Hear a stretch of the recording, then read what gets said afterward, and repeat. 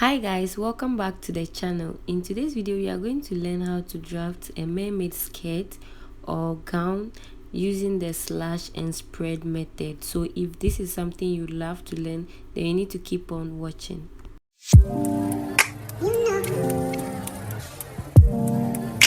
So for the slash and spread method, you need your normal straight skirt measurement. So here I have my waist, I have my hip, I have my knee line, and the full length of my skirt. This is actually a gown though, but you need a skirt, and this is the length of the gown, the skirt part of the gown. So we'll begin by drafting the front part of the skirt. So here I have my starting point, which is the waistline. I have my hip, so my waist to hip measurement I use 9.5. I have my waist to knee measurement. Now the method I'm using to draft this skirt might be different from the normal one we normally use, but it works best for me, especially when I want to draft. So I also measured my length of skirt, and then I added about 1 inch for sewing allowance. So right there is my knee measurement. Now for the knee measurement, I'll go up by 2.5. This is because it will help you to walk freely whilst you wear the dress. Okay, so that point 22 is the normal knee measurement that I am using. Okay, so I just went up by 2.5 inches, and I'm going to mark that throughout, or from the knee point you can just go up by 2.5 inches. Simple as that. So this now is going to serve as the new knee line. Okay,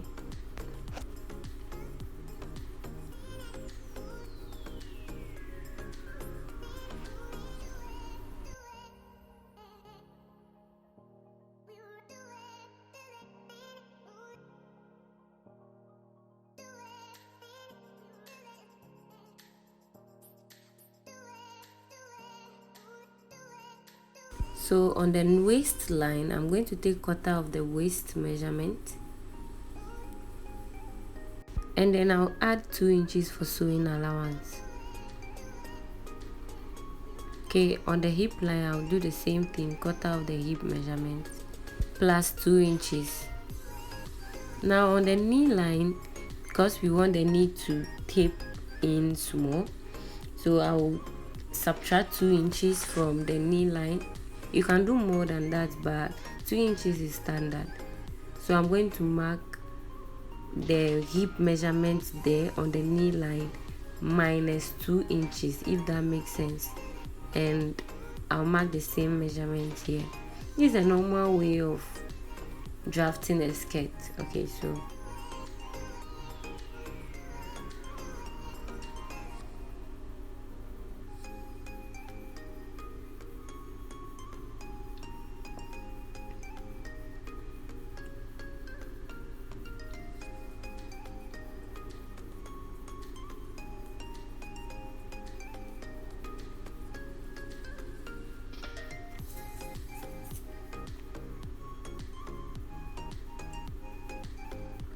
now you are free to add that to the waist part, but it's not really necessary. But because of the slash and spread method, we are going to mark half of our nipple to nipple measurement. So mine is 7, the one I'm working with is 7, so half of that is 3.5. So if you want to add your dart, all you have to do is to go up from the hip measurement by 2 inches and then connect the line. Take half an inch from both sides. Okay, so on the waistline, at the side waist, I'm going to go up by half an inch, and then at the center part of the waist I'll go down by half inch. You can do 1 inch as well, it's never a problem. So this is because we do not want to have any small lines at the front part of the skirt.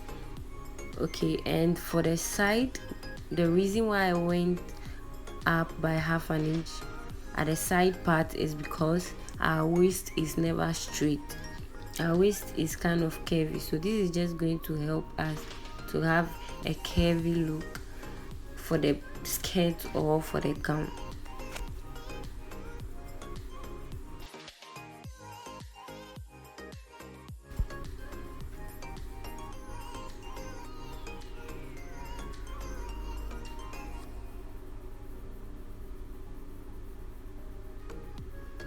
So here we are going to mark our dart leg. So 3.5, that's half of your nipple to nipple measurement, and I'm going to mark all these straight down and connect with a straight ruler. So this is just going to help us to be able to have access to the slash and spread method. Okay, so if you want to add that, do well to add the dart measurement you take to the waist side.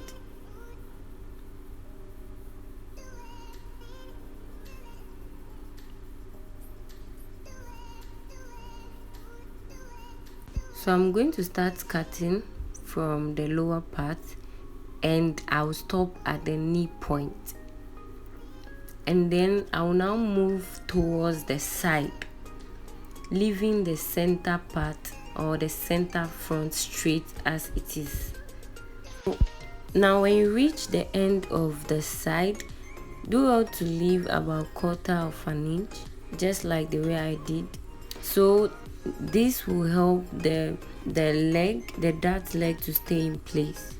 Moving on to the back pattern, in this section we need to have the zipper allowance for the back.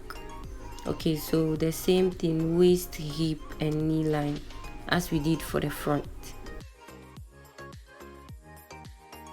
So right from the center back, excluding the zipper allowance, I'll go in by 0.75, and then I'll connect, that's on the waist, and I'll connect from that new waist to the hip point. So this method helps the back to look more fitted. So this point now is going to be our new starting point. Okay, so every measurement is going to start from that new point. So from there, I'll take 1/4 of my waist plus 2 inches as we did for the front. So as we did for the front, on the knee line, we are going to deduct 2 inches from the hip measurement. Now, so we are going to divide these 2 inches into 2.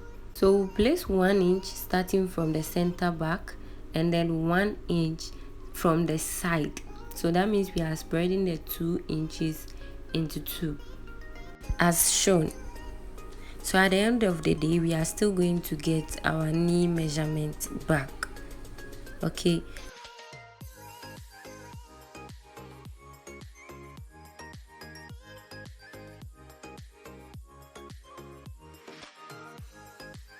so I'll grab my ruler and connect all the lines together to those 1 inch point.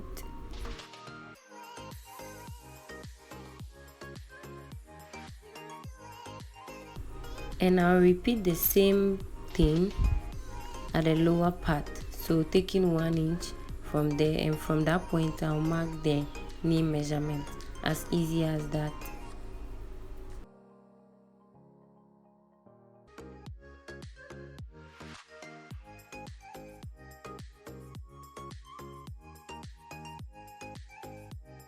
So now I will adjust my zipper allowance. Well, I used a zipper allowance of 1.5. Now after the knee line, I'm going to reduce that 1.5 because I'm using a lace, and you don't really need much allowance at the lower part of the lace. Okay, you just need the allowance to be able to attach the zip. Okay, so on the front pattern, we went up by half an inch at the side, so we'll do the same thing for the back, and then we'll connect it to the center back. right?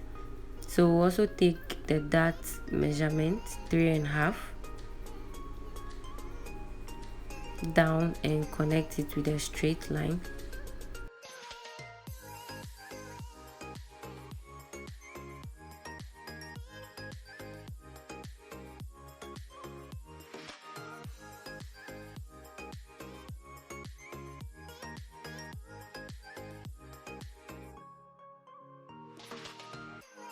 So we will cut through the dart leg and then we'll stop at a knee point, but this time around we are going to slash both sides. So we'll cut through towards the side and towards the center back, just like this. Remember to leave just a little at the end to be able to move the paper. So what we just did now is the slashing, and now we are going to spread. You can just spread right on your paper, but because this is a tutorial and I would like you to see exactly what I'll be doing, I decided to use a paper instead. So I just placed a bigger paper beneath the front part. So right now we are working on the front part, okay? So leaving the center front straight, I just spread it by 15 inches. So I just moved the dart leg of the side front by 15 inches, leaving 15 inches space. So all I did was to cut straight starting from the center front and connected it to the side.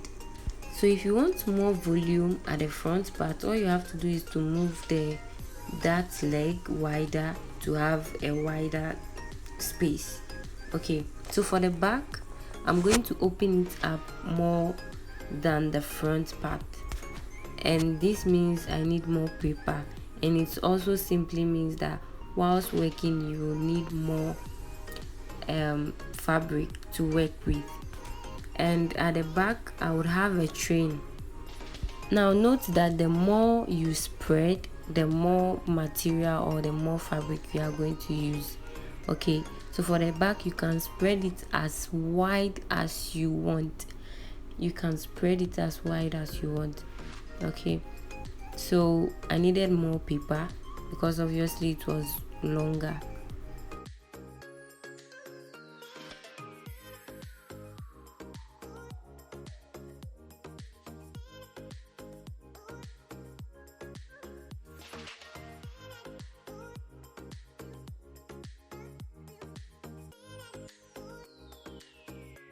So at the center back I'm going to extend the line.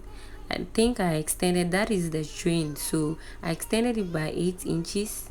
So that is going to serve as the train. If you want a longer train, that means you add more paper to make the pattern. So I'm just using my pencil to connect them together.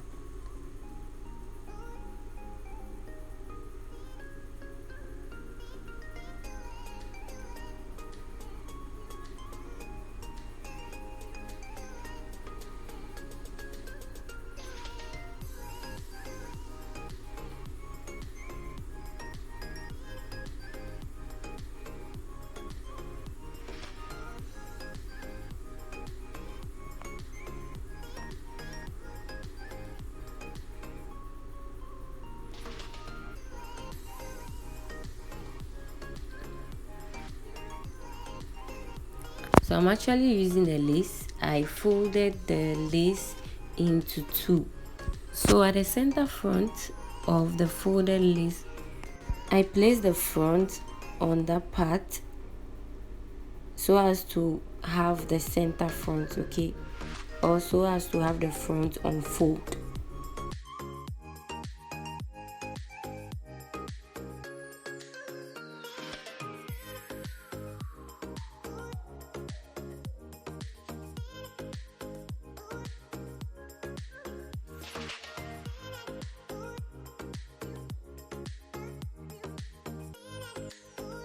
So if this video was helpful in any way, kindly like it.